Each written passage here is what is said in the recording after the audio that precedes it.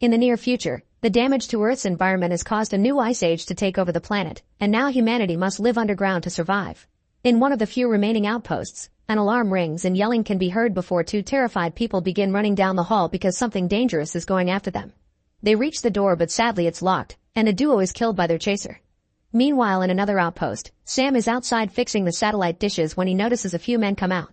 The sick guy asks for one more day to recover, but Mason thinks they've already wasted enough resources on him and gets ready to shoot him, ignoring the fact the guy is asking for the walk.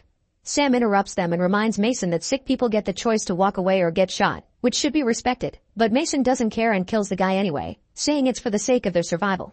As Sam returns inside, it's revealed that because these few survivors live in a confined space with limited resources, they've become scared of the common cold. The last time they had the flu, it killed 20 people in less than a week. That's when their leader Briggs made a new rule. If someone gets sick, they go into quarantine. If they don't get better, they get to choose between a bullet or a long walk in the snow. The people in this outpost work hard to take care of each other and keep on growing seeds, but they aren't the hundreds they were in the beginning because food gets more scarce every year. There are rumors of a paradise with warm weather, but Sam doesn't believe them. Sam goes to see Briggs to tell him about Mason breaking the rules, and while Briggs isn't happy with what he's hearing, there's something more urgent he must take care of first. They go into the communications room and Cooper informs them they received a SOS loop from Colony 5 yet they aren't answering any messages. Briggs calls for an emergency meeting in half an hour while Sam goes to see Victor, who is in charge of the livestock. Unfortunately he also has bad news. The last litter of rabbits was stillborn, and of the 12 remaining ones, there's only one female that the other rabbits don't want to mate with. Meanwhile Briggs goes to see Mason to scold him for what he did, but Mason still defends his decision, saying walkers will just come back and take their food. Afterward, Sam goes to see his girlfriend Kai, who gets him some pellets for the rabbits while talking about her work. She thinks working weather modification tech exists and it's buried somewhere under the ice, so she'll continue to search for it with their radar to never lose hope. Moments later, the survivors gather for the meeting. Dexter reminds his wife not to cough, and when Sam walks by, he notices they aren't well and tells them to go to their rooms, but Dexter says they're fine. At that moment Briggs comes in and informs everyone of the situation with Colony 5, announcing he'll lead a team to go check on them. Mason protests, saying they shouldn't spare resources or people in these hard times, but he's ignored. Then Briggs asks Dexter to join the team, so to save him, Sam volunteers to take his place, saying Dexter must stay with the turbines. Graydon also volunteers, ignoring the protests of his father Victor. With his team completed, Briggs leaves Kai in charge until they get back. Suddenly Dexter's wife sneezes, and the people cover their faces as they step away from them. The couple is immediately quarantined and Mason complains again, saying they should put them to the test and that Kai can't be a strong leader. Briggs scolds him and tells him to wait for his return to decide anything about the sick couple.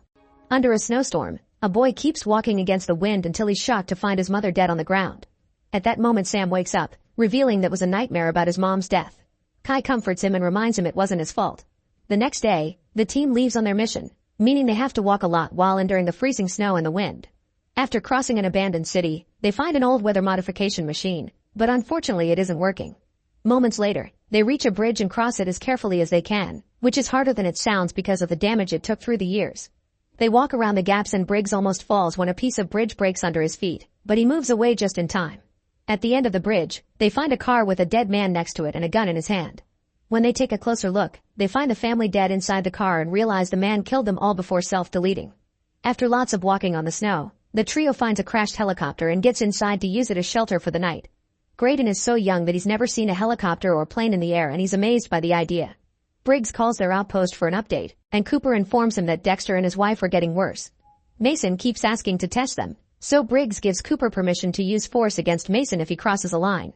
Afterward, Graydon finds a dirty magazine and the others tease him for how much he likes it. Briggs also points out this place is close to the spot where he found Sam, who proceeds to share his story with Graydon. When he was a kid, his family and other survivors were hiding in the mines. After they ran out of supplies and ate the dogs and the horses, his dad and other men went to the city to get help but never came back. People in the shelter started to die out, so Sam tried to get his mother and his sister to a safer place.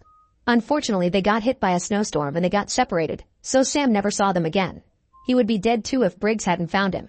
The next day, they finally make it to Colony 5 and are shocked to find blood outside the main entrance. When they come inside, they can also smell smoke.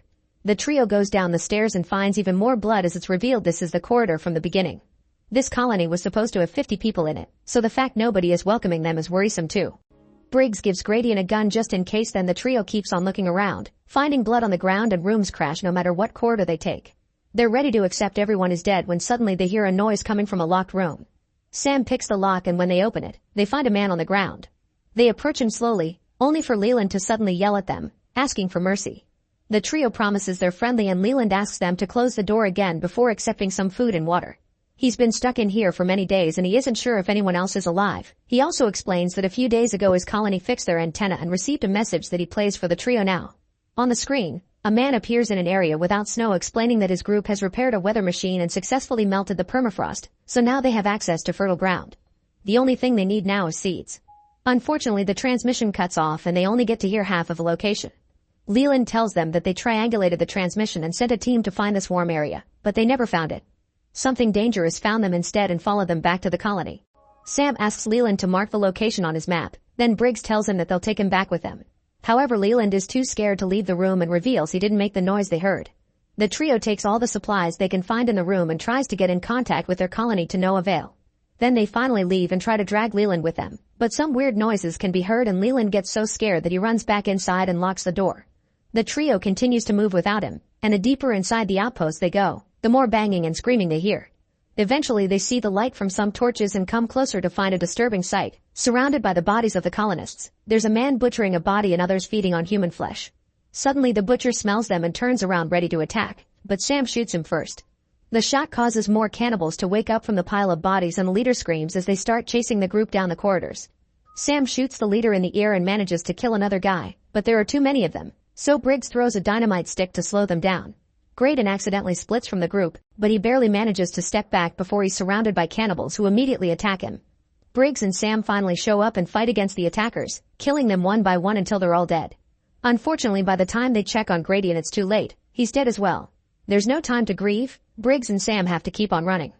After climbing the stairs, Sam shoots another cannibal and runs out of ammo, then Briggs breaks the stairs off to stop the cannibals from following them. Unfortunately, there's a cannibal already there, so Briggs proceeds to fight him and after lots of struggle, he manages to shoot him off. The rest of the cannibals soon arrive and see what Briggs did, so the leader yells at him in fury. Once the duo is outside, Briggs throws dynamite into the entrance to destroy this tower and seal the colony. They walk under the snow for a while and when they find the helicopter again, Briggs decides they'll spend the night in it because the temperature is dropping too fast. They begin discussing the cannibals and Briggs says that the people do terrible things to survive. Then he shares a story about his time in the army. During the relief, 20,000 people were corralled in a stadium. The soldiers handed out food and the doctors treated the sick, but when the food ran out, people with guns started taking things from people without guns. Soon there was nothing to take, so the higher-ups started to decide who lived and who died. Mason was part of Briggs' squad back then and they left that shelter together to find a place where the kind of trouble would never happen. The next morning, the duo discovers that the cannibals have been following their footprints and are now coming closer. Sam is afraid that they'll follow them to the colony, but Briggs has a plan to stop them. They run through the bridge as fast as possible and make a difficult jump to cross more quickly. Then they leave some lit dynamite next to the gap and hide behind some broken sides. Unfortunately, the wind puts out the fuse, and when Sam volunteers to light it again, Briggs knocks him down and goes himself. The wind makes it very hard to use his lighter, but Briggs keeps trying while a few cannibals try to jump and fall through the gap. Once Briggs finally lights the fuse, he fights the cannibals on purpose to bring them closer, and suddenly the dynamite blows out in his hands. The explosion kills Briggs and takes down the middle of the bridge, so now it can't be crossed anymore. Sam sees that a few cannibals including the leader have survived and glare at him from the other side, so he starts running again. Meanwhile at the outpost, Mason has taken Dexter and his wife outside, ignoring their pleas for mercy. Mason shoots the wife, but before he can shoot Dexter too, Kai comes out and threatens to shoot him if he doesn't stop. An argument ensues over how the colony should be led, but at that moment they hear Sam crying out for help. Dexter uses the distraction to run away and Kai runs to check on Sam, who passes out from the cold. Mason approaches too and knocks Kai out.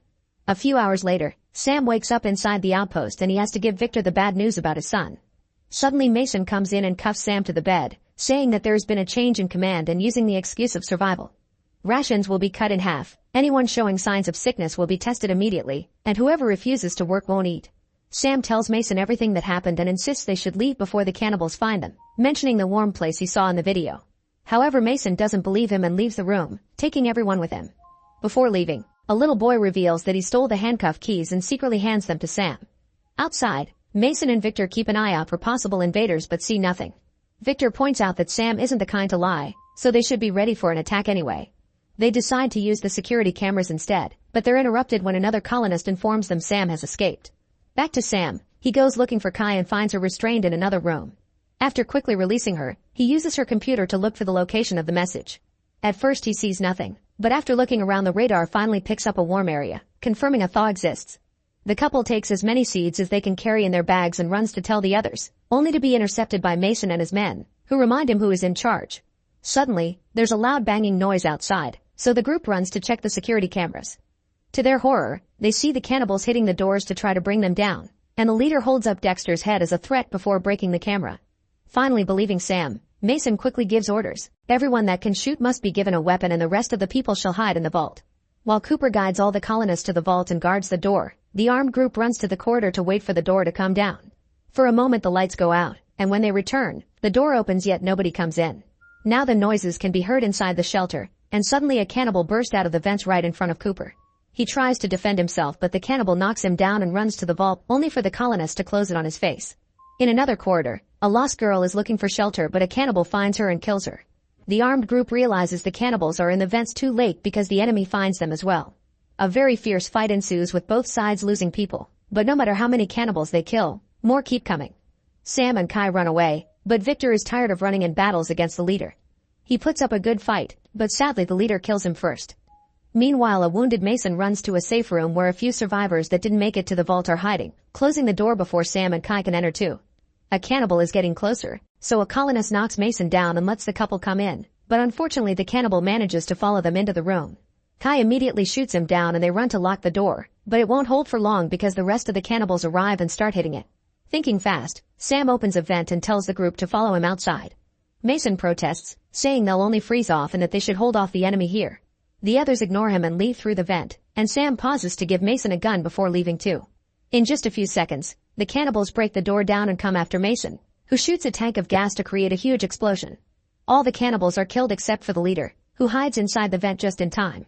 Soon the leader reaches Sam and they start fighting inside the vent, which breaks under their clashing and causes them to fall into the livestock room. The fight continues as Sam keeps on throwing anything he can grab at the cannibal, but the guy easily overpowers him and begins beating him up. After a few hits, the cannibal throws Sam on the floor and begins dragging him around, which gives Sam the chance to grab a fallen knife and hurt his opponent on the leg. The guy tries to defend himself, but this time it's Sam who overpowers him and starts beating him up, furiously deforming his face before cutting his head off at the mouth. Then he tries to leave, only to find the corridor on fire. Outside, Kai and the remaining survivors come out of the vent and watch their home burn. At that moment, Sam comes out of the vent too and tells them they need to find the warm place from the message. The group starts walking on the snow, hoping they'll find a new home soon. Make sure to subscribe and turn on notifications so you can watch more videos like this. Thanks for watching.